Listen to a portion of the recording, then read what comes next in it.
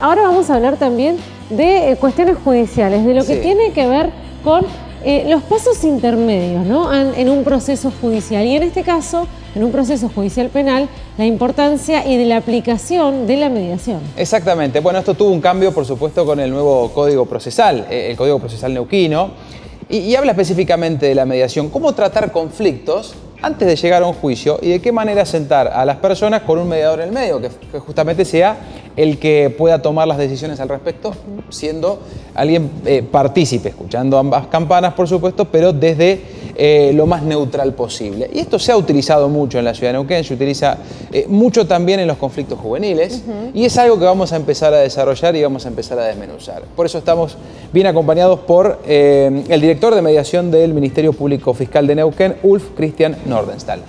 Buenas noches, Ulf. Gracias. Buenas noches, gracias a ustedes. Bueno, ha crecido mucho, por supuesto, lo que es la mediación. 3 años desde lo que fue el cambio del código, y en estos 3 años, ¿qué evolución hubo al respecto? Bien, bien habías dicho la importancia de lo que fue la reforma del Código Procesal. Sí. Acá en Neuquén existe un nuevo paradigma de lo que es el abordaje de los conflictos, ¿no? Y fíjate que el Código Procesal Penal Neuquino tiene un artículo que es novedoso en la Argentina, que plantea que los fiscales y los jueces tienen que buscar la solución del conflicto antes que la aplicación de una pena.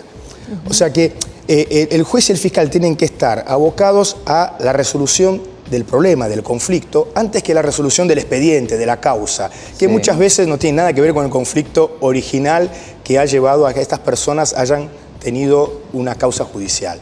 Entonces, a partir de ese nuevo modelo, la Fiscalía se vio en la necesidad de contar con herramientas nuevas que permitan hacer un abordaje distinto a lo que es la conflictiva penal. Y el programa de mediación viene justamente a dar una respuesta o una herramienta nueva a ese abordaje que tienen que hacer los fiscales de los conflictos. ¿Y en qué consiste básicamente una mediación? Se presentan ambas partes, ¿no? Bueno, y hay diferentes reuniones, es en una sola vez que se dialoga y se trata de llegar a un acuerdo. ¿En qué consiste básicamente? Sí. La mediación es una técnica, ¿no? Es una práctica de resolución de conflictos. Cuando un fiscal tiene una causa y entiende que esa causa que tiene que investigar podría ser trabajada desde otro espacio, a través del diálogo, a través del consenso, entonces deriva ese caso a la oficina de mediación. Allí un mediador se contacta con las partes, los participantes de ese conflicto, generalmente por teléfono, de una forma muy cordial, muy amena, tiene una entrevista, una reunión con esas partes y les plantea la posibilidad de poder participar en una mediación, porque es voluntaria la mediación, uno no puede obligar a la gente a que se reúna.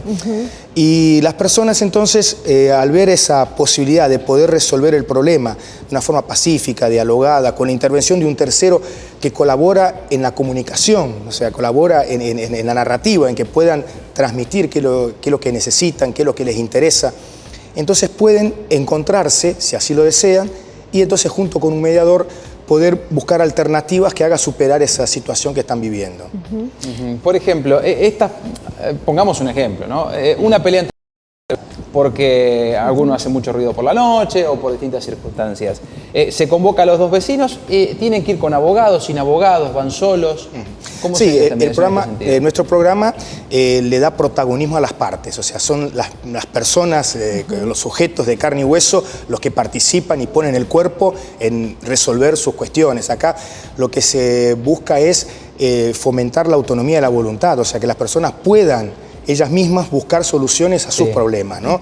Y que actúen libremente. Por eso se los invita a ellos a participar. A veces hay ciertas cuestiones que necesitan tener un abordaje jurídico, entonces se les plantea la posibilidad de que tengan un asesoramiento legal, pero la idea es que ellos mismos sean los que puedan buscar la solución. ¿Y el mediador opina? El mediador es ¿O no se puede permitir opinar? Mira, el mediador es precisamente un colega de ustedes. O sea, el mediador es un especialista en comunicación.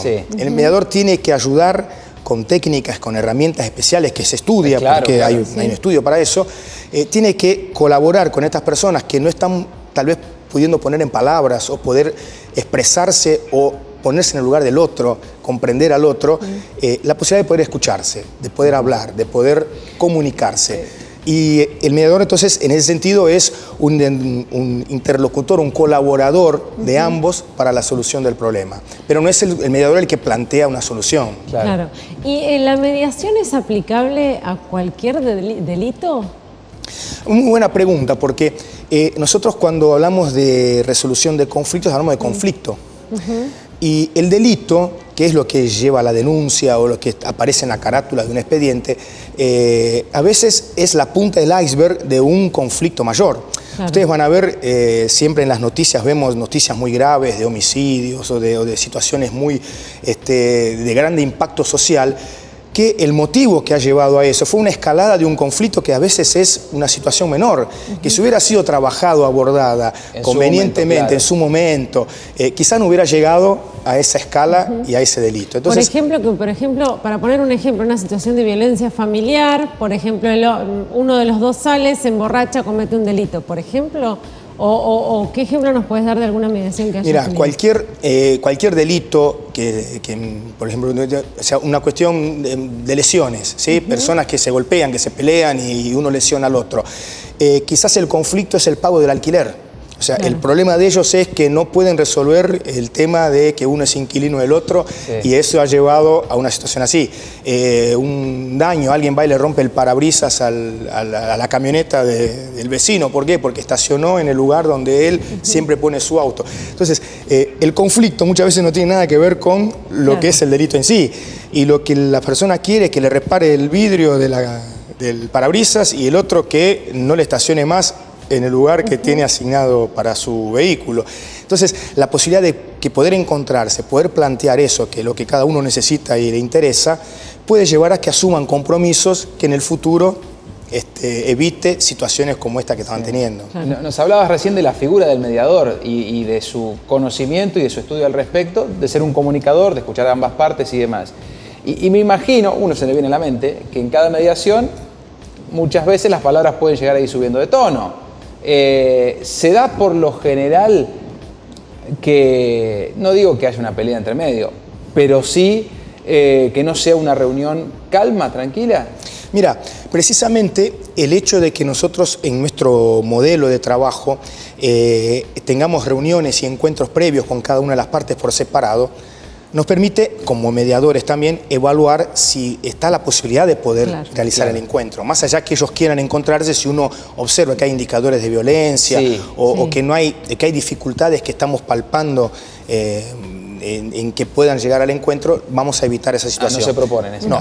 Generalmente estos encuentros previos permiten bajar la tensión, la ansiedad, establecer o transformar ese conflicto en la búsqueda de soluciones antes que en la búsqueda de culpabilidad, de responsabilidades, provocar un daño al otro.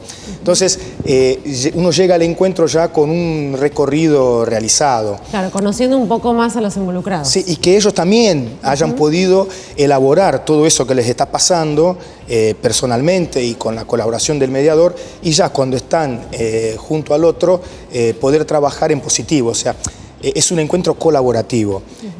Obviamente, y no vamos a negar que hay ciertos momentos catárticos en los encuentros, que puede llegar a subir de tono las palabras, pero precisamente el mediador tiene que tener el manejo de las emociones, el manejo y el control de la situación para evitar que esto lleve a una situación ruinosa. No tenemos realmente antecedentes, 103 años de trabajo acá, de situaciones que se hayan escapado de las manos del mediador. ¿Y en dónde se realizan las mediaciones? ¿En un lugar en común? ¿Quién lo decide? Mira, nuestro programa, nosotros tenemos 5 oficinas de mediación, una en cada circunscripción judicial. O sea, en Chosmalal, Zapala, Cutralcó, la zona cordillerana, San Martín, Junín, y acá en Neuquén Central. Funcionan dentro de las fiscalías, donde tenemos salas especiales, salas de reunión, que son mesas redondas, donde las personas, donde se invita justamente a comunicarse, pero también trabajamos en el interior, porque esto es un programa de facilitación de acceso a justicia. Entonces, no sé, la gente de Zapala, el que vive en Bajada del Agrio o en Chosmalal, el que vive en Butarranquil, no puede ir hasta la ciudad, hasta el centro, a veces le cuesta, es más caro el traslado o el trastorno de ir Entonces el mediador va hacia esas ciudades y ahí trabajamos en juzgados de paz, en comisarías, en biblioteca, en Chocón trabajamos dentro de una sala del museo que nos ofrece para que podamos tener nuestras mediaciones allí. O sea, el lugar no es tan importante como espacio físico, pero sí es importante como espacio de encuentro, ¿no? Sí, y supongamos que llegamos a una mediación con el ejemplo que ponías recién, un vecino que le rompe el vidrio a otro vecino por algún problema en particular. Se llega a la mediación, pero no hay acuerdo entre ambas personas. ¿Qué pasa después? Bueno, si no hay acuerdo, las partes pueden continuar con el proceso penal, judicial, que es el por el cual vinieron a la mediación. El tema está en que la respuesta penal, la respuesta que puede dar a la Fiscalía o el juzgado o el tribunal, es una respuesta que está basada en el Código Penal. Por lo tanto, ante una infracción a una norma, corresponde una sanción, que puede ser una pena de prisión o la multa.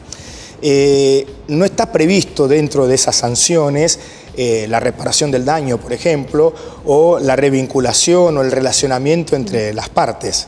Por eso el proceso de mediación permite lo que el proceso judicial no tiene contemplado. Ulf, y teniendo en cuenta estos 3 años en donde se han realizado mediaciones en toda la provincia, ¿tienen estadísticas, números que hayan arrojado, bueno, que se han llegado a determinados acuerdos o no? Sí, sí. Inclusive traje para compartir algunos cuadros estadísticos. Nosotros hemos empezado a transitar nuestro camino a mediados del año 2015 con la incorporación de los mediadores. Estamos hablando de 2 mediadores por circunscripción y acá en Neuquén 3 mediadores, o sea, hablamos de un equipo que no es tan numeroso como uno puede imaginarse. Claro. Pero sí hemos tenido alrededor de 1000 casos derivados por las fiscalías por año. Y el año pasado hemos podido intervenir en 700 mediaciones, donde el 85% de los resultados configuran acuerdos entre las partes, ¿no? ¿Es un alto número? Es un número importante. En la República Argentina, en las provincias donde existe mediación, andan por el 75% de los procesos. Pero acá en Neuquén, nosotros como tenemos esa particularidad y metodología de tener encuentros previos con las partes, esto creemos que facilita mucho después el encuentro, ¿no? Nosotros charlábamos antes de la nota y pensábamos también en cuán aplicable es para delitos de los jóvenes, ¿no? Teniendo en cuenta que también hay toda una discusión paralela que está relacionada con la edad de imputabilidad de los menores. ¿Se aplica mucho a jóvenes? Mira, la provincia de Neuquén fue pionera en la República Argentina en el abordaje del delito juvenil a través de los procesos de mediación. En el año 2002, cuando estaba de fiscal la doctora Lola Finocchietti, ella, a través de un convenio que hizo el Poder Judicial con el Poder Ejecutivo, derivaban casos juveniles, casos penales juveniles, a un equipo de mediadores del Poder Ejecutivo que proponían procesos de mediación entre el joven, las víctimas, el joven y su familia, junto con las víctimas.